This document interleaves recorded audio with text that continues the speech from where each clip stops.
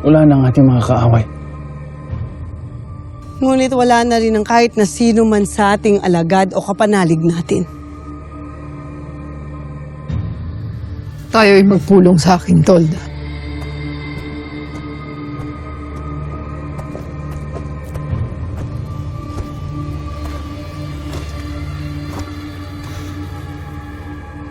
Ano ang nangyari sa Bathala?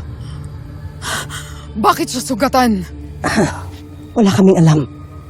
Lalo't wala kami nasaksihan sa nangyari. Ngunit naabutan namin ng isang sangre si Adamos.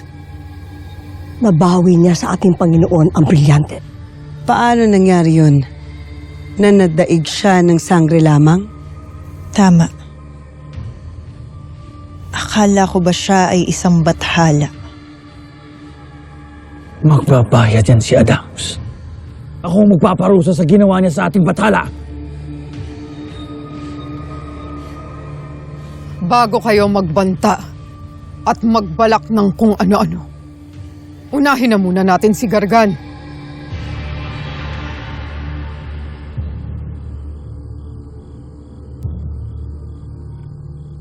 Hindi ako naniniwala na si Adamos lamang ang may kagagawan nito. Mayroon siyang nakalaban na higit na mas malakas na kapangyarihan. Ito ang may gawa nito. Lalo na't nagawa siyang sugatan.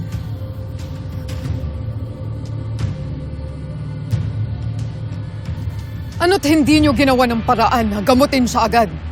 Paumanhin, Mitena. Ngunit wala akong batid kung paano ko siyang gagamutin. Tayo'y sumangguni sa ating mga brilyante ni Tena.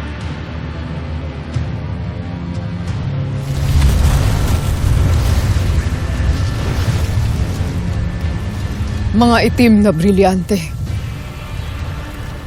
Aming hinihingi ang iyong tulong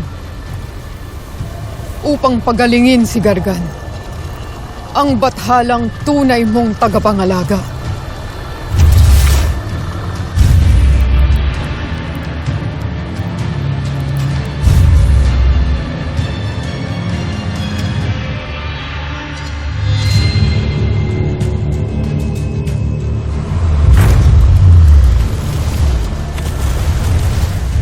Kailangan nating makahanap ng nilalang at painumin sa bathala ang kanyang dugo.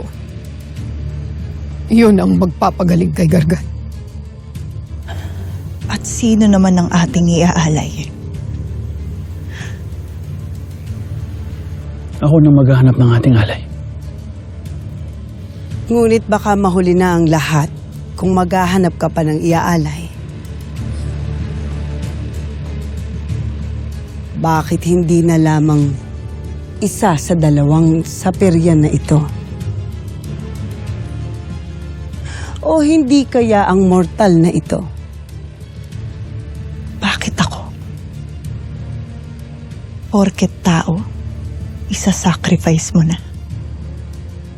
Tama si Agani.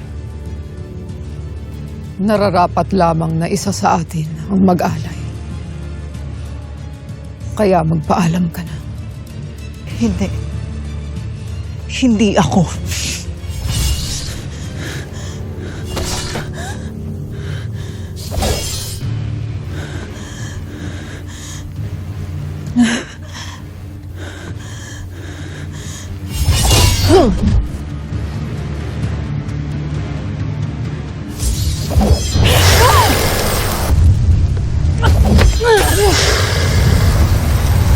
Hindi na masasayang ang iyong pangalawang buhay sapagkat isa kang katangi-tanging alay para sa ating bathala.